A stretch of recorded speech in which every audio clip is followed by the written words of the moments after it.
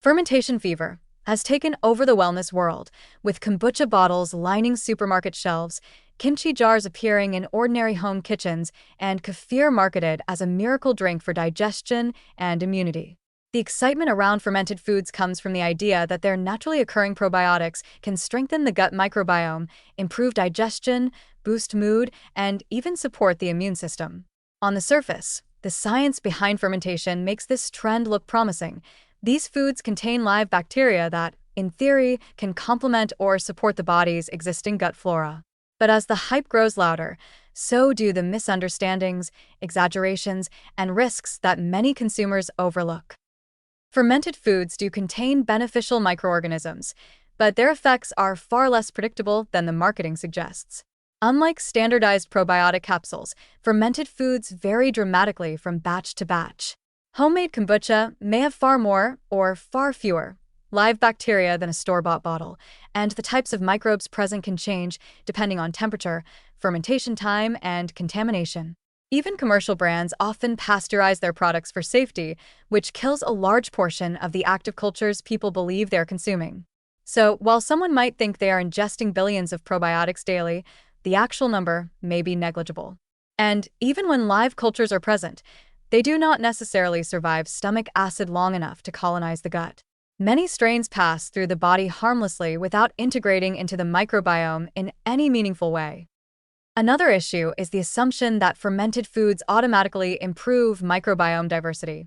While they can introduce certain bacteria temporarily, they do not supply the wide range of prebiotic fibers needed to nourish the existing microbial community. Most of the long-term drivers of microbiome diversity still come from whole foods like vegetables, legumes, nuts, fruits, and whole grains, not from jars of sauerkraut or glasses of kefir. In fact, many fermented foods are low in fiber despite being touted as digestion boosters, meaning they do little to feed the beneficial microbes already present in the gut. The short-term digestive improvements some people feel, such as reduced bloating or better regularity, may actually result from placebo effects, changes in eating habits, or simply increased awareness of digestive processes. The risks are also more significant than many consumers realize. Fermented foods can cause bloating, gas, and discomfort, particularly for people with IBS, SIBO, or sensitive digestive systems. Kombucha is acidic and often contains added sugar. Drinking it daily can contribute to enamel erosion, blood sugar spikes, or digestive irritation. Homemade kombucha carries an additional risk of contamination with harmful bacteria or mold, especially if brewed in unsanitary conditions. Kimchi and sauerkraut, while rich in certain nutrients, are extremely high in sodium, which can contribute to high blood pressure and water retention when consumed frequently. Kefir, though often promoted as a gentler alternative to dairy, can still trigger symptoms in people with lactose intolerance or dairy sensitivities. In all these cases, the supposed gut health benefits may be overshadowed by unintended consequences. For people with weakened immune systems, autoimmune diseases, or underlying gastrointestinal disorders, fermented foods can sometimes cause more harm than good. Introducing unpredictable bacterial strains into a compromised digestive system can provoke inflammation or worsen existing symptoms. Even healthy individuals may experience nausea, headaches, or dizziness from the histamines produced during fermentation, a problem rarely mentioned in social media discussions.